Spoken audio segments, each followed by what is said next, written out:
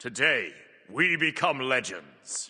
Today's Titan Talk covered a couple of minor spoilers for OB13, questions about having larger patches like new seasons, porting more unpopular gods, the team's thoughts on bringing back Beacon, and a whole lot more. So without further ado, let's jump into the recap. As mentioned last week, today was not the OB13 update show as they have a new schedule where they branch the build internally on Monday and the patch will go live the following Tuesday instead of Monday, which means the patch showcases from now on will be on Wednesdays instead of Mondays. But Kilgoon did once again say there's a lot of stuff coming in this update and it will be bigger than usual. The show might even run over on time, which is pretty crazy. He specifically mentioned big experimental changes coming alongside Mercury as the new god, of course. So if you want to catch that recap as soon as it drops, don't forget to subscribe if you haven't already. Silas Aspect is now live on the live client, so if you want to check that out, you can do so. They said generally no teasers for the patch today, but Kilgoon did mention that one of the aspects in OB13 will be for Nuwa, and it's going to be an ADC/carry aspect. There were some comments on Ganesha aspect nerfs, and Isaiah said they're keeping an eye on him for sure, and the data suggests he might need changes.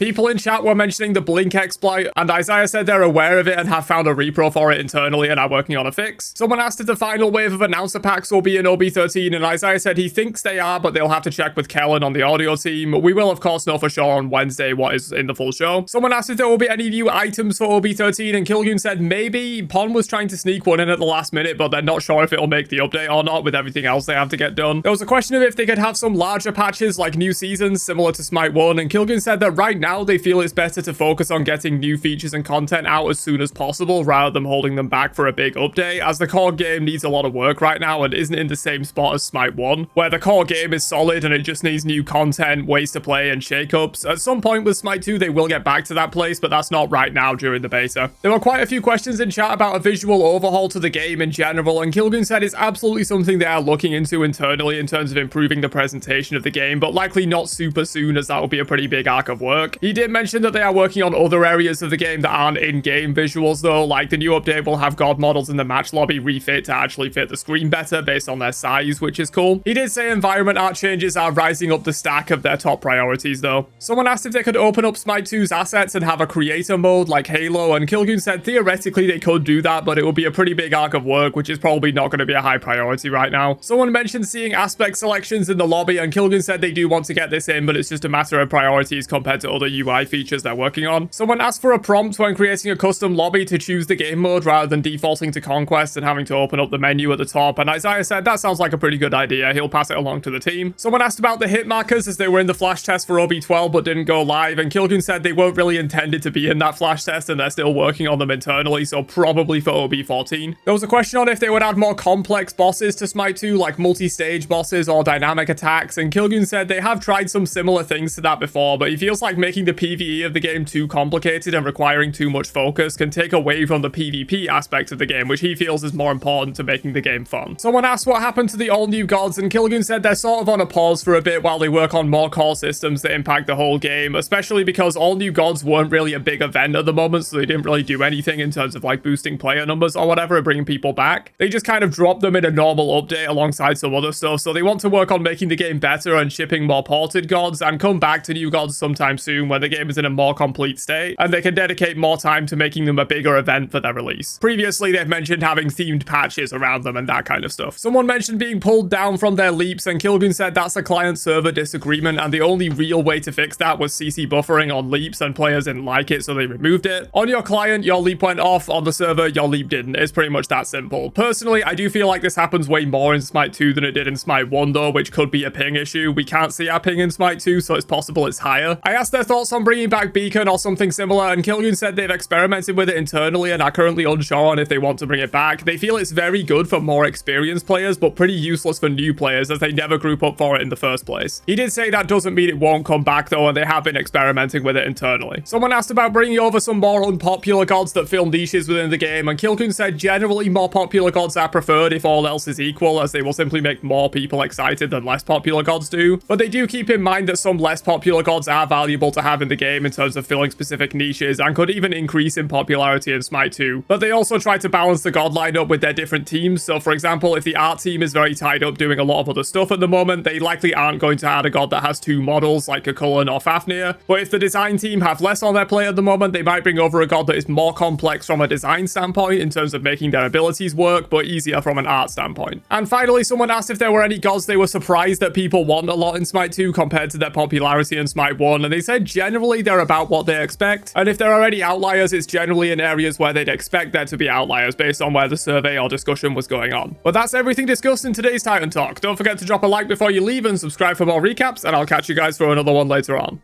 Have a great day, and peace out, you nerds.